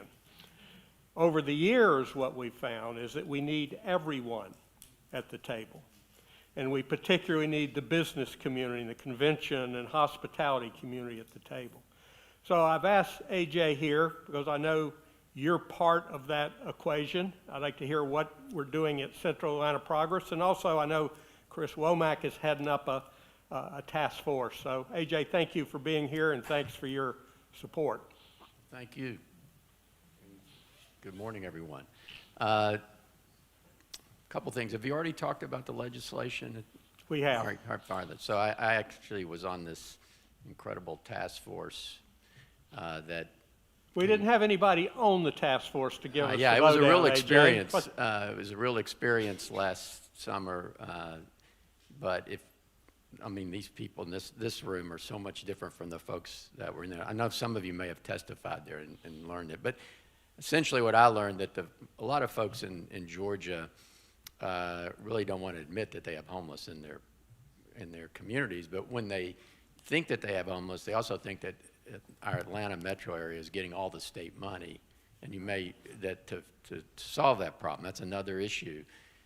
And that's one of the things that's left in this bill. If you guys note, they want this audit function to make sure that the rest of the state is getting the state's portion or the federal portion of everything that has been going on during COVID. So anyway, it was an interesting experience. So thank you, Bill. Our business community, I think over the years, I've worked downtown for over 40 years. I would say that thanks to the folks on the panel and others like Lyle and others and many of you, we are doing much better as a coordinated kind of task force, all of us, than we were 40 years ago or 30 years ago, even 20 years ago, as Jack said. But as Jack also said, we had 50% of the metro area has the state's population. My guess is downtown has at least 50% of that 50%. Just because most of you, maybe if you're a service provider, are providing those services in our downtown space. So our business community has, over the time, when asked by many of folks here, tried to help where we can. And one of the things we did do during COVID was because many of your institutions were not coming to work. We were somewhat. The homeless population really wasn't being served in the way that we do on a normal day, and we were, and it really was a very apparent that the number of folks on the street. So we started our own small outreach team, and Natasha here is runs our outreach program, and we're really trying to deal with those folks that were mentioned earlier. They're really highly resistant to service folks that really don't know, don't have the faculties or just can't make a decision. They may know that on one day there's a place they can go, the next day they don't know. And we're trying to work with all of you to get those folks some kind of help. And I know who you know, they're the really hardcore. They don't maybe not qualify for housing, or they won't stay in the program. And this is, I think, we're on our own kind of mission, and we partner in trying to find shelter or housing or what we can do to help these folks, because they are very apparent in our downtown space. The other thing we've learned over the years is that all of us are working in a very fragmented industry. There's many of people trying to take care of folks, some of which aren't in the housing business, some of which don't get federal dollars. And many of those folks have been here a long time taking care of many of you guys, maybe faith-based organizations. You depend on philanthropy instead of government dollars. And particularly in downtown, we've begun with Natasha's leadership to gather these folks on a monthly basis just to talk about the problems that we've been talking about here, but what can we do specifically downtown together as a collaborative within the overall collaborative to work on our problems downtown, because as has been mentioned, there is a gap in the system. We all believe in the housing model, and we all want to spend our money there, and that's where it should be spent. But there is this gap in the system where folks there's just not a great solution to deal with the population, which most people who want to support housing or support homeless efforts, that's who they see. And that's one of our problems with our state legislatures. They're right there in the Capitol. They walk around the Capitol, and that's who they see. And that's how they try to think, well, Atlanta doesn't know what they're doing. They're not really taking care of these people. We don't have these people in the rest of Georgia, so on and so forth. So As a business community, I think our folks are now very sensitized to the issue, and one of our biggest challenges is getting our business people to come back to work because they're all working, a lot of them are still working remotely, which is another issue that we're dealing with, because if folks aren't sensitized to the issue, they're not going to support the issue if they can evade the issue. So it's just a long-term, this is true across cities across the country. I think a lot of the homeless efforts may suffer because if people can avoid the issue, they're going to avoid it. So, Thank you, AJ, and thank you that the business community through Central Atlanta Progress and other associations are at the table. That's the way we began the Housing Forum, and today I think those relationships are stronger than ever. You know, oftentimes we are experts here talking about policy and collaboration and so forth. Oftentimes we don't hear from folks through their lived experience. Catherine, I know you have brought a guest today, and if you would introduce that person, I think it's a very important voice that we need to hear. Sure, yeah, thanks, Bill. As a continuum, I think we're trying to challenge ourselves, and at the leadership level is also challenging communities across the country to make sure that we are sharing power and giving as many of our tables space for people with lived experience. And so to that end, we have a youth advisory board that is incredibly active now. We also have a consumer advisory board for adults as well. And so if any of y'all have anyone you'd like to refer, or if you yourself would like to get involved in that effort, please let me know afterwards. But I brought with me today someone from our consumer advisory board, Miracle Fletcher, and she's been very active both on our board as well as some other affordable housing initiatives. Miracle, please come up and share. Thank you for being here. Thank you.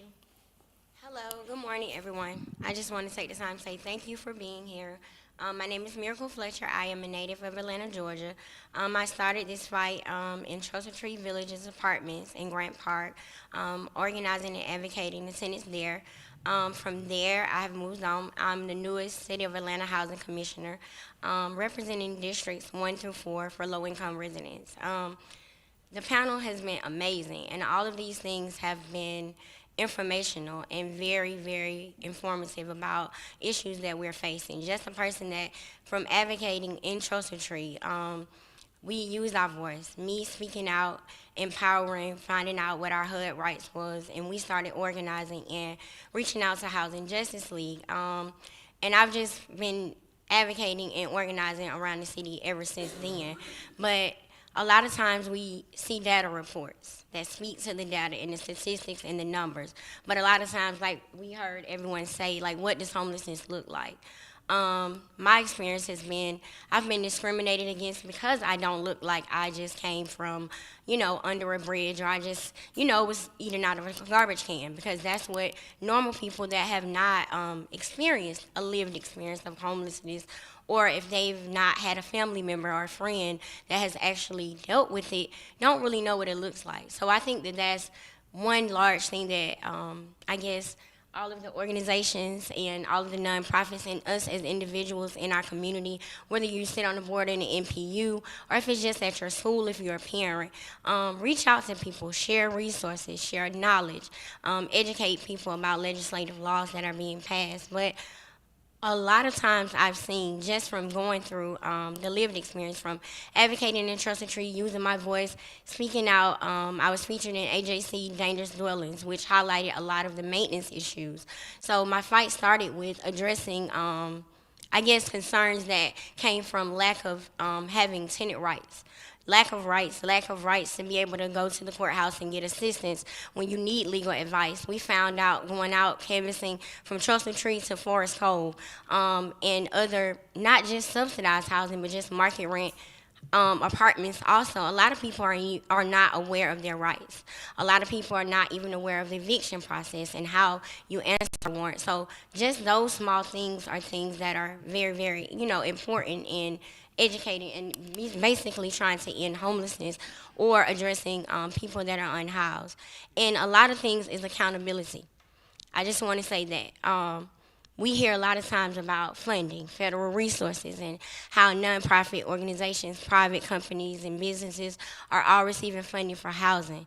But I just want to address the fact that, yes, this funding is here. The issue is not the money. The issue is how the money is being dispersed. The issue is going back, checking to make sure whether it's a nonprofit organization, whether it's a business entity, I wouldn't care who it may be, checking to make sure the people that are supposed to receive those services, whether it's the support services. So what I've seen was a lot of the things that residents that are considered low income, they fight in the NPUs against the affordable housing projects.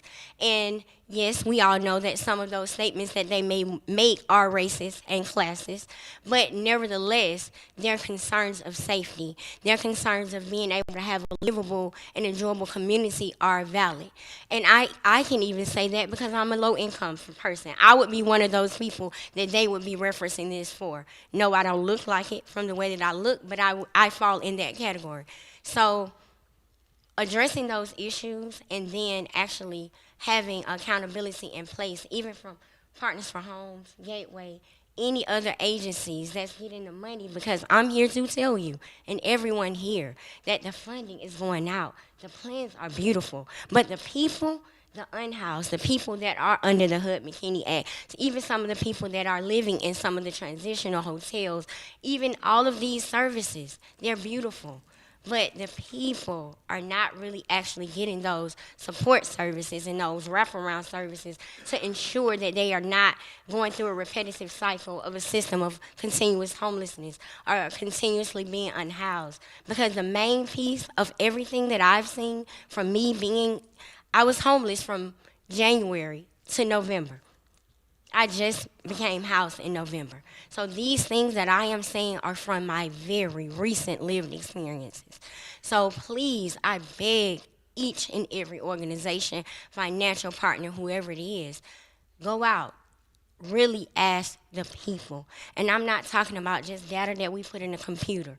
I mean real people. How are these services working? Is your case manager actually coming to visit you? How often are they coming? Are they providing you with the services that you need, whether it's mental health, whether it's like if you need help for counseling, therapy, if you need help to further your education, financial literacy?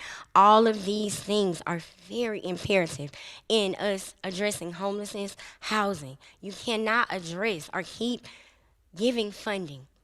But yeah, we see the data, the report saying, yeah, we do see an increase, but it's still a major, major gap in the services getting to the actual people. So, Miracle, let me ask, because we appreciate you being here. Very clear. We try to listen to the community about what we should be talking about in this room. And we hear you very clearly, services aren't working. You see homeless and don't think they're real people. You need to have real relationships. Anything you want this room to talk about in the future? just basically, when you are servicing, keeping in mind the people, us, that you are agencies and organizations are going out to actually service in these communities. We are asking people to come out of their houses. We're asking people to share their vulnerability, share their life. We're asking you to come out and go up against a landlord with no recourse, with little to no rights or protection. So be mindful of that, because I've experienced that. I came out my house, I used my voice, I advocated. And when I was left homeless, I was left with no recourse. There were no immediate housing vouchers for me. There was nothing for me to do. And even being partnered with, I'm a person that is just going through this lived experience, but even with advocating, so I just advise everybody, please have empathy. Empathy, have compassion. Speak to the hearts of the people, because anyone, homelessness is, yes, it is most definitely affecting African American women, our black women, our mothers, our families, and our elderly population a lot. But I have to tell people, homelessness can affect anyone. We heard there are police officers, teachers, government officials that have experienced homelessness. So we have to break those barriers of what it looks like. We need more miracles in this work. We thank you for being here. Thank you. Thank you. Now, we have about 15 minutes, and I know we put a lot on the table, and I didn't turn back to Jack. He had something else. I'm going to give you a chance at the end, Jack. But let me see if there's questions in the room for the panelists. Right here. Emery, you want to start? Yes. I'm Emery Morseberger. I run the Gateway 85 Community Improvement District in Gwinnett County, Norcross, Jimmy Carter Boulevard, and the Tucker Summit Community Improvement District in DeKalb, Tucker, suburban. We have numerous homeless encampments, and our owners are wanting to work together to solve the problem and help these folks. Some seem to be there by choice, and so we're trying to figure out how to deal with the folks who don't seem to want to move, and then at the same time there are people there not by choice. We're working with groups to try to fund counseling to help them, and we could use any help or suggestions that you might have, and we would appreciate the support. Our folks are interested in working to solve the problems that are in our areas. All right. Another ally in the work. Anybody else? Right here. So I just have And a you question. are? Oh, Eileen Delatorre, City of Decatur, planner. We just passed missing middle, thanks to Kristen Allen. But my question, actually, I'm glad Marta was here representing the area that has public transportation. But what are some of the things that the more rural areas that don't have access to any sort of public transportation, how are they finding solutions to that? In Henry County, we do have transit. It's the local Henry Transit. It's not a situation if you need to go to Walmart, you can just walk out the door and wait on the bus. If I need to go to Walmart Tuesday of next week, I'll call Tuesday of this week and get on the calendar. If I need to be there at 3 o'clock, well, I might need to be outside at 12 o'clock waiting on the bus. So transit is definitely an issue in our area. But one of the ways that our organization is helping the homeless, we actually have gift cards that we can give. If they do have vehicles, we can give them a gift card for Racetrack, BP, to put gas in their car. We do offer Lyft passes as well as MARTA and Uber. So we have other alternatives to be able to help because those wraparound services are essential. I want to piggyback just quickly on what Miracle said about the services, because the nonprofits, we are severely understaffed, and we have a requisition out for a case manager, and we've just not been able to find anyone. It's been out for about 3 weeks, almost a month, and we're not even getting people really to apply. So we need people to come to work and be able to help offer the services. But we have a motto: we need to teach people to fish. Because if we keep giving without any kind of accountability, we're just putting Band-Aids on gaping wounds. So we're tasking the folks that we help to be accountable and giving them the resources to help them to help themselves in Henry. Thank you, Barbara. A question from someone online, Steve Hagan. He asks a question which we all might ask. We've got 30 of these organizations. Do we need to have one that ties it all together? Do we need one more layer? Jack, you're that. We need another one to oversee you guys or coordinate this. What's the best way to organize this? Well, I think we are very well organized, Bill, and I think there's a lot of cross-sector collaboration. It's a resource issue, but let me come back to something I said before. It is a housing issue, and this is a moment where we can be hopeful as well as focus on the problems, which we've done this morning.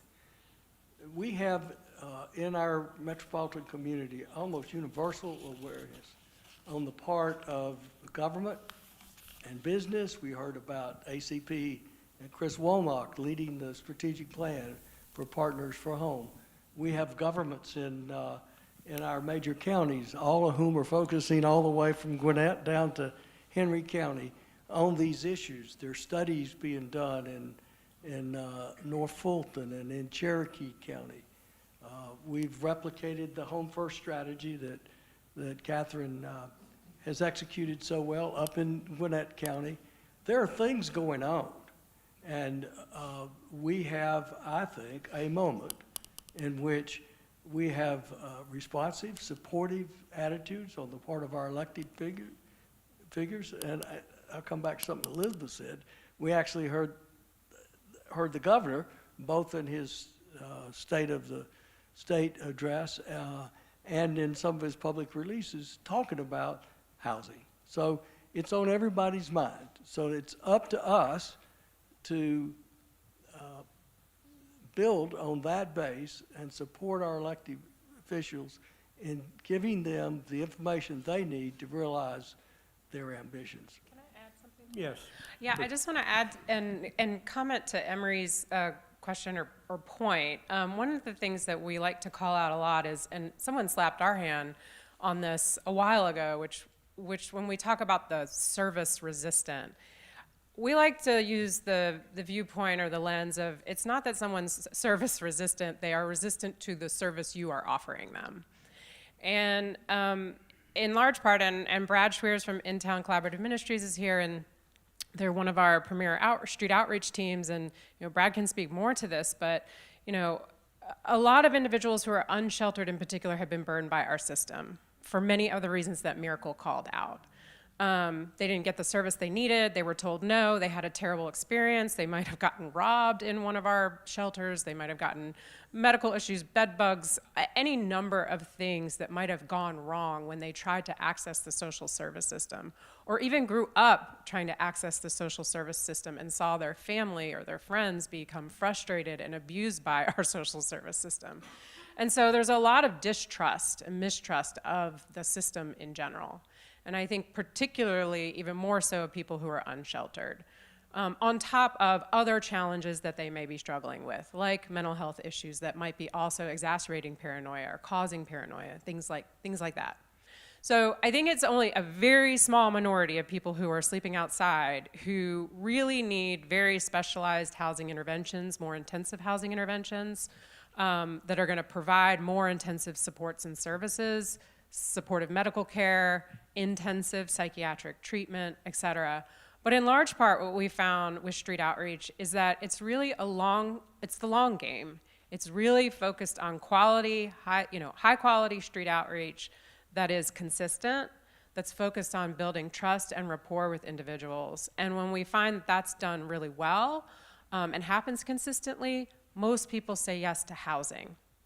But we can't force intermediary steps like shelter, transitional housing, but most people will say yes to a lease and a key. Okay. Trained leaders answer the question they want to answer instead of the question I answered. Good job. You need to get your message out.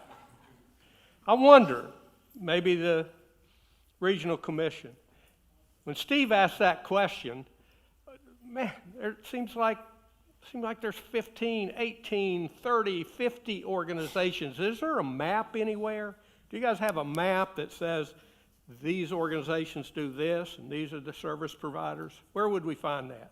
Where would a person that wants to help and figure out who's who? Is there a place? Is that something we need to do? Yeah, we do have some resource guides. We have a resource guide that's on our website. Resource for people that want to learn about where to engage themselves, list all the organizations and what they do?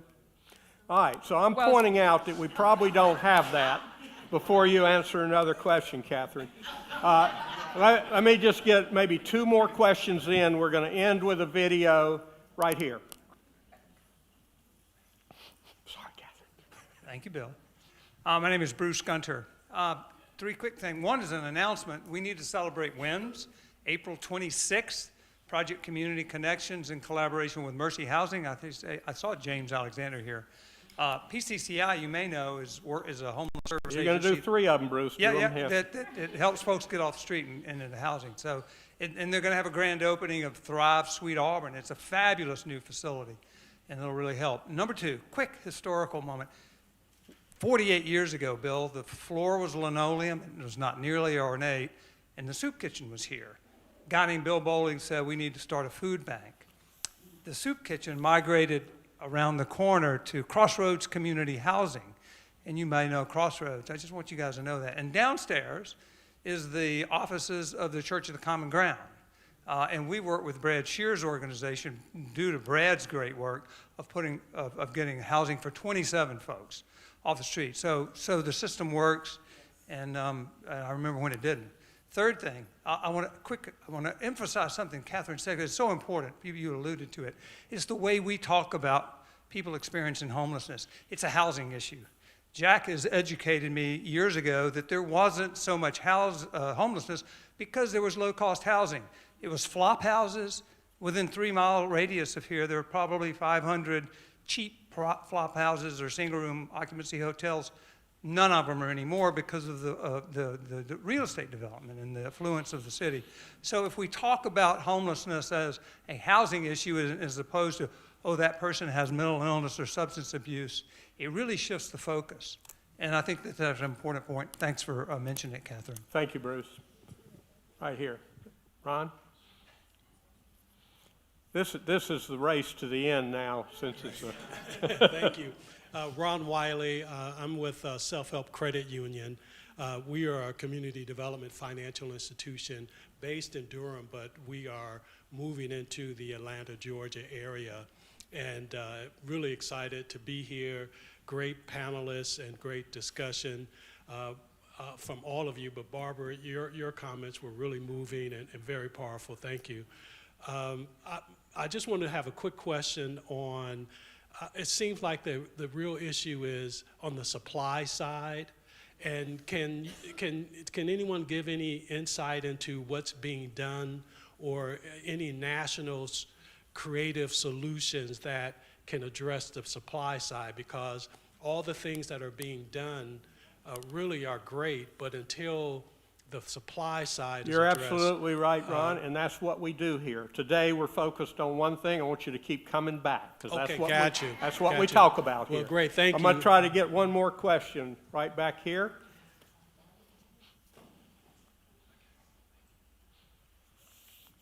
Good morning, Katie Farmer with In-Town Collaborative Ministries.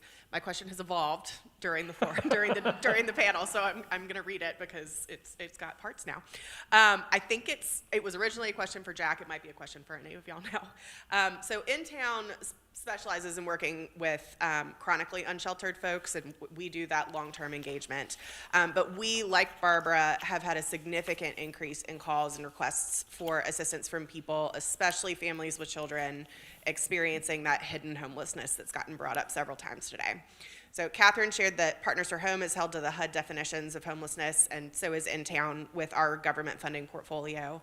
So my question is, how are we as a region, both in Atlanta and in our metro areas, addressing this hidden homelessness that isn't literal homelessness, according to HUD, and isn't covered by the dollars addressing literal homelessness? I know that there's some privately funded work being done, but are there collaborative efforts in motion to address hidden homelessness that does not fit within HUD's definitions?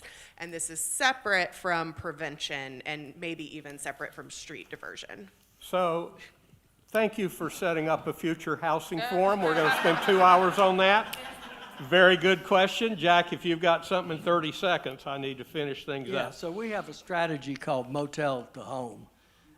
And Kate Kennedy, who is leading that strategy for the Regional Commission, was here earlier. But a lot of these people are seeking shelter.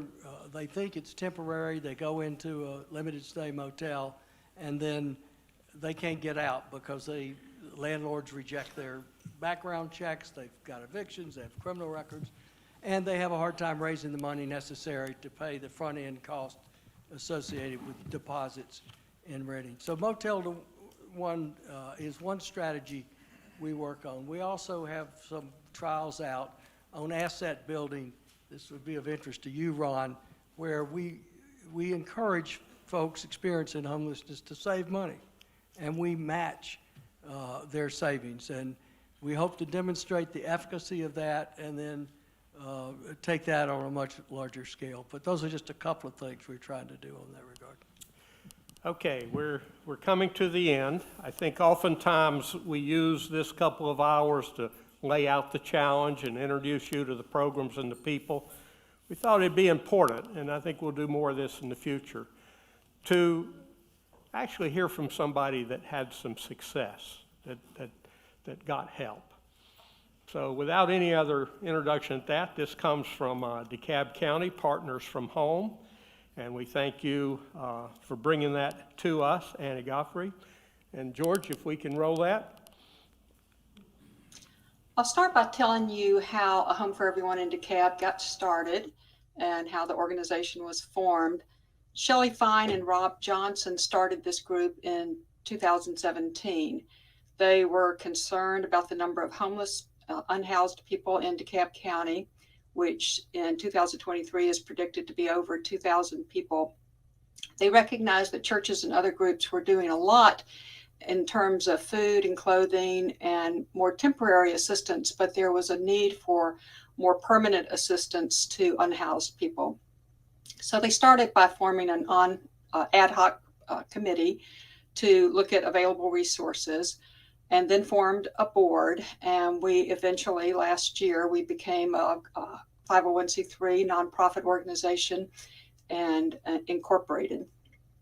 The first thing that they focused on in 2018 was to fill some of the gaps that existing partners in the DeKalb County continuum of care weren't yet doing. And at that time, we focused first on cold weather shelters, and we started operating those in 2019.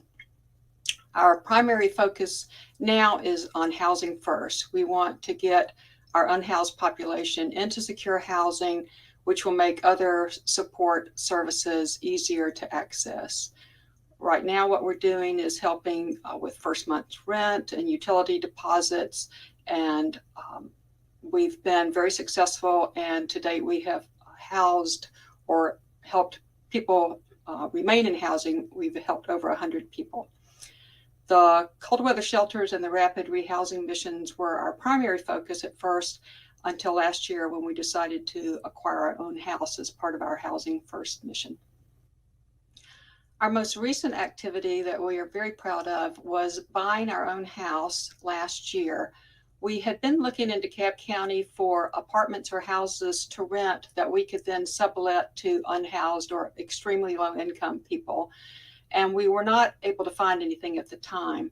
So we started looking at fundraising, and with a matching grant from the United Way of Greater Atlanta, we were able to raise over $240,000. With that money, we were able to purchase a house in November of 2022, and we had 4 people move in before Christmas, which really made us thrilled. The residents are 4 men who were either unhoused or were at risk of being unhoused. And we have a caseworker that meets with them weekly to help with job searches, apartment searches, and general issues of just getting along. One of the things that we are also very proud of is that the DeKalb chapter of the Alpha Phi Alpha fraternity had contacted us in the summer about wanting to do some volunteer work with us. And they organized and completed a work day in November, actually early December, and provided all the materials that they needed to get the house ready to move in. And without them, we would not have had these gentlemen housed before Christmas. We charge 35% of their income, whatever that might be, for rent, and that covers the expenses of the house. We are not at all making a profit on this. I want to encourage anyone who is watching this to stay involved in working with unhoused populations and helping them get housed, and share a few lessons learned that we have from this experience. And one is to realize that you can start small and make a big difference. Even with our house that we're only housing 4 people, those are 4 people that would be on the streets right now. The other that for me personally was that fundraising is not as awful as I thought it would be. And there are a lot of people out there that want to help with this issue, and they just need a venue to do that. And I was shocked and just elated with the response that we got from individuals when we asked for donations for the house. And then the third is that we believe it's important to be working with other organizations, other sectors, and so try to build those relationships with others as you're doing this work. If you want to find out more about our organization, you can visit ahomeforeveryoneindecab.org. Thank you.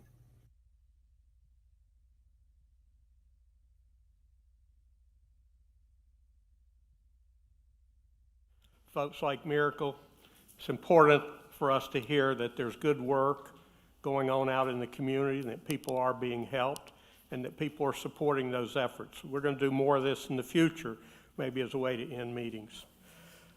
I want to just say that we're in a moment. This conversation has been going on a long time, but we're in a moment, meaning everybody here has said we have the attention of policymakers and business folks and service providers and the faith community. And we're starting to really focus on the kind of legislation and programs and fundraising that would make a difference. But we can't lose this moment. It really is up to us to stay engaged. So when I asked that question a few minutes ago, how many people here are going to do something? You know, about half of you raised your hand, and I would say for the other half, talk to that group. They'll help you find something to do. I want to thank the panelists and the folks I've including Lyle and AJ who invited here, Bambi, the panelists here. I want to thank them for being here and taking the time, because the hardest thing to do, and I kid Catherine over here of going off script, is we need longer conversations. This is hard stuff.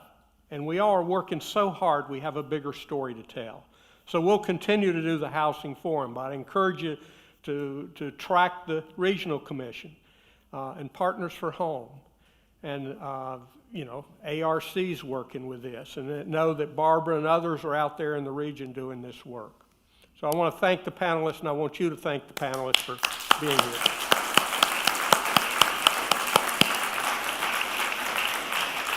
As always, I want to thank St. Luke's Episcopal Church, who basically donates this space to us. And as they've gotten their AV equipment, we're actually recording things. You can go back and see this. I want to thank the steering committee, because we have many meetings between meetings. Candace Mitchell, I think Candace is here. Candace from Enterprise is actually leaving Enterprise for a new opportunity. We're going to keep her close. But Candace, thanks for your time on the steering committee. I want to thank Bruce Gunner, who's there, James Alexander from Mercy Housing, Sam Shibaga from ARC and the team there. It takes a lot of listening and a lot of planning for a group of volunteers to put a forum like this on. I want to particularly thank George Bergen, who is our producer, the guy behind the screen. George? All right, and we really want to thank Bill, too. 35 years of doing this. It started with coffee and donuts. All right, you know some of the people in the room, you know the panelists. Go to the website. You can get some of those resources. We are going to map this out in a way. We'll get some help with that. I want to thank the Arthur M. Blank Foundation, who's put some money into Till just to handle some of the details here. Thank you all for being here. We'll see you at the next Housing Forum, and keep working to provide affordable housing.